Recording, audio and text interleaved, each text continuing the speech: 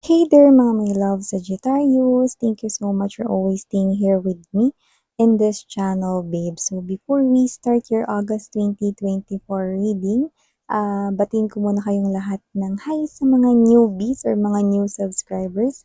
Ako po si Yan at sa mga returning viewers na thank you po sa inyong walang sawang pagsuporta. So, before we start, alam niyo naman na wala tayo ditong gender, babae, lalaki, LGBT, cross-watchers.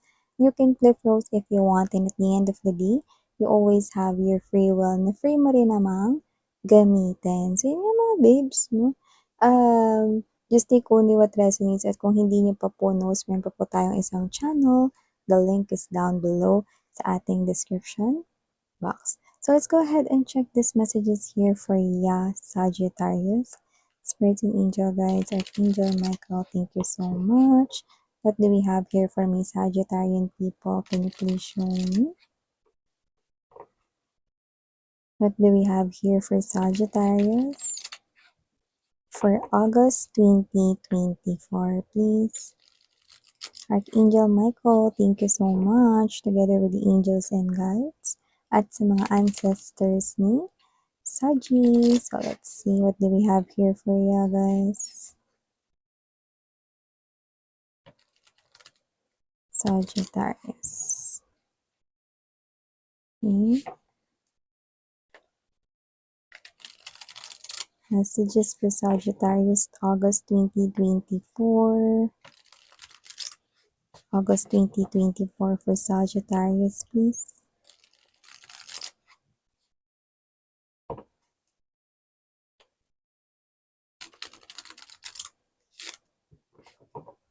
Okay, let's go ahead and check these messages here for Ya Saji.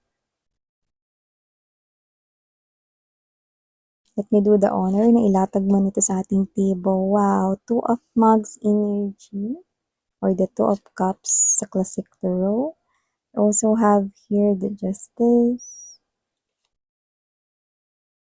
the Death energy,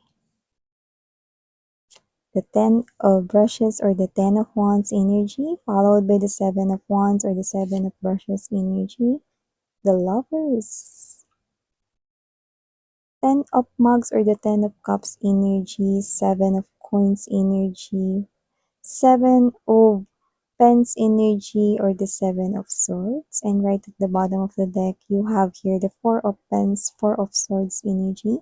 Nature of Records is the Queen of Pentacles energy. And the Full card or the Adventurer. Yeah. Pagpaplano tungkol sa pera mo ay mukhang maisasagawa mo na ngayong August 2024. Saji, matagal mo na rin pinag-iisipan to. Siguro parang may naging dahilan lang kung bakit natigilan ka or parang may nagpigil sa'yo dito. Pero ngayon tuloy na dito. Parang yung energy mo is, kailangan ko na tong simulan. Kailangan ko na tong gawin ngayon, no? Parang wala nang dahilan para hindi ko to ituloy. No? So parang mekos-mekos na dalawa yung nakuha ko dun. Parang meron kang hinintay, tapos parang hindi yun nag-work. And then, yun yung naging dahilan kung bakit natigilan ka or nagkaroon ng temporary pause. Pero ngayon, sasagawa mo na to, no? Kasi parang ito ay klase ng energy na posibleng nalungkot ka about that, no? Pero ngayon, ang nangyari is, tuloy na yung plano mo rito. So, parang example, you love someone, pero may opportunities sa ibang bansa. Hindi mo siya maiwan-iwan because mahal mo siya, no? Pero maaring hindi ka niya nagustuhan or meron siyang ibang minamahal, no? Ngayon, parang walang dahilan para magstay ka pa here. Now, you are very determined na i-pursue na lang yung pangarap mo instead of waiting for that person. May ganun. Example lang yun, mga babes, ha? Pero may energy rin talaga rito na posibleng um, meron dito na parang gagawin mo na ngayong August at punong-puno ka ng determinasyon ngayon. So, kung ano yung gagawin mo, malaki yung potensyal na may kinalaman yan sa pananalapi or pera or trabaho, negosyo mo. Yan, no? Parang feeling mo kasi, no, ito yung bagay na dapat ginawa mo na noon. Yan, no? Parang may a little bit na regret, pero nakita ko yung determination mo na, di bali na, eh, habang may buhay, may pag-asa, tuloy. Parang ganun yung nakukuha ko. dito. Okay? So, maliban dyan, para sa buwan ng August 2024 para sa'yo, Sagittarius, nakita ko dito, no, ng panibagong pagbubukas ng pag-ibig para sa'yo. Lalo na yung mga matatagal ng single dyan. Single? Mga matatagal ng single dyan sa wakas. Ang death dito ay naging rebirth na. Lalo na kung kayo yung energy no, na pinagtaksilan at in-involve sa isang third party situation ng inyong past lover, lalo na yung kailan lang, yung pinakalas mong naging past lover, no, in-involve ka sa isang third party situation. No? Pero okay lang, kasi dahil dyan sa ginawa niyo na yan, matatagpuan mo ang iyong true love, no? At nakita ko dito na maaaring kayo ay yin and yang at posibleng twin flame pa nga kayo kung sino man yan. No? Mga pagbabago dito na magpapadagdag ng kulay sa mundo mo. Yan, no?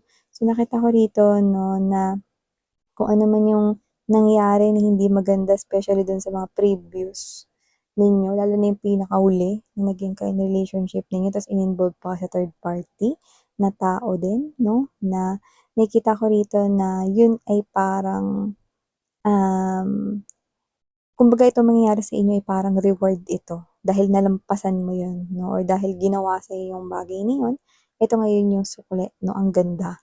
Okay? Kasi matatagpuan mo rito yung true love mo dahil binitiwan mo yung walang kakwenta-kwentang relasyon na patapon na yun, di ba? Walang kahit na sino ang maging pangalawa, tandaan niyo yan, no? Lagi kayong ginagawang pangalawa ng tao na yan, ginagawa kayong options, no? Hindi niyo yon deserve. Now you are being redirected here with the real love of your life, Saji. And I'm seeing that you will both balance each other's energy. Marami kayong mga hindi pagkakaunawaan na mangyayari or magka-clash kayo rito ng madalas, pero walang maghihiwalay sa inyo because no matter what happens here, you will still end up being together, no, ng iyong ka-twin flame na paparating sa'yo, especially kung ikaw ay single right now. But I'm also picking up right here na maaring kausap niyo na siya or kakalanding niya lang dito, kumbaga parang touchdown. Baka galing siya ng ibang bansa or ibang lugar, pero nakita ko dito na posibleng malapit na siya sa'yo or malapit-lapit mo na siyang makilala and it will happen August 2024, Sagittarius. So nakita ko dito ng energy na meron ba ditong parang ewan ko, takot sa butike, yung mga maliliit lang na nakikita sa house, no? Kunyari, butike, ipis, mga ganun, no? So, nakuha ko ng ganong energy. So, this could be your reading. Yan. No? Lalo na yung mga lumilipad na ipis, diba? Pag yung ipis ang tapang-tapang mo, no, naglalakad lang siya dyan. Pero pag tag-ulan, napapatili ka. Yan, no? So, yeah, another message na nakuha ko dito for you, Saji, no? Nakita ko dito na one of the travels ang mangyayari sa'yo, pero pwedeng hindi pa August ikaw mag-travel. Yan, no? Nakita ko na posibleng mga September or mga ganyan, no? Yung travel mo. Pero pwedeng ano tag dito, pagpreparan mo na yan ngayong August. Kunyari, maghahanap ka ng accommodation, ano yung mga tours na i-avail mo, ano yung mga dadalhin mo, yung mga ganun. Pero, preparation yun. More likely, nakukuha kong pinaka magta-travel ka is September o onwards, mga ganyan, no? So, nakita ko dito na parang yung iba kasi sa inyo may inintay kayo ditong parang requirements na pumasa kayo, no? So, hindi ko alam kung visa ba yan, yung mga ganun. Kasi may mga countries na may visa eh, 'di ba? Kailangan yon, may mga ganun. So, any requirements would do, parang inintay nyo muna yun. Kaya parang hindi mo na kayo ngayon makakapag-travel ng August talaga. Pero yung iba siguro August nga. Pero marami-rami yung September onwards na yung mga papuntang Burr. Mga ganun. Yan, no? Siguro iba, parang gusto niyo ma-experience yung Christmas, no, sa ibang country or maiba naman, no, hindi naman kayo sa mga bahay-bahay ninyo magki-Christmas, no, sa ibang place naman. Pasyal-pasyal lang, no? Kasama here your friends or your loved ones, family yung iba. Yan. So, maliban dyan ng Saji, nakita rin ako dito mga babes, na iba ba dito parang ano, nahihirapan kayo dito na parang paaminin yung isang person, pero alam mo naman na totoo yung naiisip mo or may katotohanan yung, punto mo. 'Yan. Alam mo kasi mga babes 'no, hindi mo talaga mapipilit ang isang tao na aminin sa'yo na, "Oh, mali 'yan," or "Alam ko yung ginawa mo," or blah, blah, blah. Kasi everybody has this right na manahimik or isikreto 'yan. Parang ikaw na lang yung bahala kung nagsisinungaling siya or hindi. So, kung sino man 'tong energy na 'to na parang in denial siya rito about this, and I think makikita mo siya ngayong August 2024. Makikita mo siya yung hindi kayo magkikita na mag-usap tayo or whatever 'no, kundi posible kayo dito na parang random, makakasalubong mo siya or magkikita kayo sa mall, sa grocery ng hindi sinasadya, may mga gano'n na parang ang datingan ay random 'no. Pero siyempre meant to be yun talaga magtagpo kayo 'no, ni universe 'no, and gano'n pa din siya 'no. Nakita ko pa rin siya rito na posibleng may tinatago pa rin siya rito sa'yo or meron pa rin siya ditong bagay na hindi inaamin. So, hindi naman 'yan laging ex 'no, puwede rin naman 'yan na person na ano, hindi kayang aminin yung fault niya or mistake niya, may mga gano'ng energy tayong nakukuha rito 'no. So, puwede ring friend mo na alam mo na 'no, mahirap kausap 'no, tapos, posibleng kahit sino naman 'to, basta parang hindi niya rito inaamin na may pagkakamali or may pagkukulang siya, ano man yung specific situation na posibleng involved kayong parehas dun, 'no. May nakuha rin kasi tayo ditong energy na ano, may usapan ditong legalities, 'no, parang may usapan ritong mga kontrata para sa iba. Iba naman baka ito ay relative na issues, mga gano'n. So, halo-halo, 'no. Pero nagmamatigas na hindi umaamin, gano'n. Not being true, not being honest in the situation. So, posibleng mairita ka 'no 'pag nagkita kayo or 'pag nakita mo siya this August 2024 'no. Parang kasi ang ginagawa mo nun is posibleng, meron kang running errands or parang ikaw 'to na napag-utusan ka. So, parang ganito, whole day pagod ka na sa work, pero sabi ng mom mo mag-grocery ka muna or whatever kasi may nakalimutan siyang i-buy, mga ganyan 'no. So, pagod ka, pagod yung katawang lupa mo ta's nakita mo pa yung person na yun 'no, kasi nakita ko dito na parang nag-fluctuate yung energy mo na parang, "Di pa ako nakakapagpahinga pero nagpunta ako sa grocery, tinatamad ako today pero kailangan ko mag-running errands," mga ganyan 'no. And then nakita mo pa yung 'di ba, person dito na, parang magti-trigger sa'yo. Pero nakita ko rito na wala namang pag-aaway na mangyayari 'no, kasi parang ikaw 'to na, ayaw mo pa rin umamin na bahala ka diyan, gano'n 'no. Parang ayoko makipag-away, iwasan ko na lang 'to. Pero maaaring magkaroon ng little chit-chat sa inyo pero mararamdaman mo yung energy niya is in denial pa din, 'yan.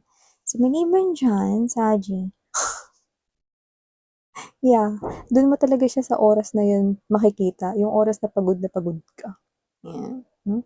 So, maliban diyan, Saji, nakita rin ako dito mga babes 'no, ng energy ng Seven of Pents energy 'no, at nakikita ko rito mga babes na posibleng meron dito na energy. Puwedeng sa loob ng family ito, more likely 'no, or relatives 'no. Nakita ko rito na medyo may pagka-yang yung energy niya 'no. So, puwedeng ewan ko, yung iba siguro may tindahan kayo, mangungupit siya or alam niyo kung saan nakatago yung wallet ninyo, kukuha siya dun ng pera. Energy siya ng puwedeng bata or teenager or baka immature pero matanda na rin 'no. Meron kasi siya ritong binabalak na bilhin at posibleng nag-sale yun, 'yan 'no. Doesn't have to be na sale yun, basta may bibilhin siya. Eh, kasi parang ang tagal-tagal niya ng gusto yun, yun 'no. Lumabas yun dito na parang di niya yun makalimutan. So, hindi ko alam pamangkin niyo ba yun? May teenager ba kayong kasama sa bahay? Or meron kayong parang malikot yung kamay, yan 'no, sa bahay ninyo, yan 'no. So, ingatan ang mga wallets 'no at maaaring mawalan kayo ng pera dito, yung nakikita ko 'no. At nakakaloka kasi nakikita ko na libo yun. Kung ano man yung bibilhin niya, you know? Yung iba energy ng bata talaga, pero yung iba parang baka mas matanda pa sa'yo pero dahil gustong-gusto niya yung bagay na yun 'no, nakita ko rito na yun yung energy na bahala na, kahit manguha ako rito ng iba basta mabili ko lang yun, 'yan. Yung energy kasi ng nakikita niya na yun, bukod sa gustong-gusto niya yun, posible kasi na puwedeng isa na lang yung natitira o kaya 2 items na lang yung stock 'no, hindi niya alam kung kailan magre-replenish pa nun or parang mangyayari kaya na magkaroon ng restock nun, yung mga ganyan. So, parang aligaga mode siya rito 'no, nakikita ko na parang ikaw yung nakikita niya ritong mapera or laging may pera. So, make sure that you keep your things 'no, with you guys at okey, kung meron kayong susi sa inyong mga cabinets or drawers 'no, much better, 'yan. And also, 'wag na lang kayong maglagay ng mga cash sa inyong mga wallet 'no, kasi yung iba parang nakikita ko rito yung mga ano, sige-siksik lang kung saan yung pera nila, 'yan. So, nakikita ko rito na dahil libo yun, posibleng expensive yung bibilhin niya, you know? Take note pera mo yun, eh, pero hindi ikaw yung makikinabang. 'Di ba? So, yeah, yung nakuha ko ditong mensahe for you, Saji, sa buwan ng o August 'no, pero sabihin ko sana October, 'yan 'no. Kasi nga meron kayo ritong travel na posibleng mangyari this bare months 'no. Sa iba puwedeng September, October, 'yan 'no, or something here will more likely happen sa October ninyo 'no. So, you might want to look forward to that. Thank you so much, Saji, for your time here, babe. Muli ako po si Yan, Sarang Heyola in Light. Annyeong.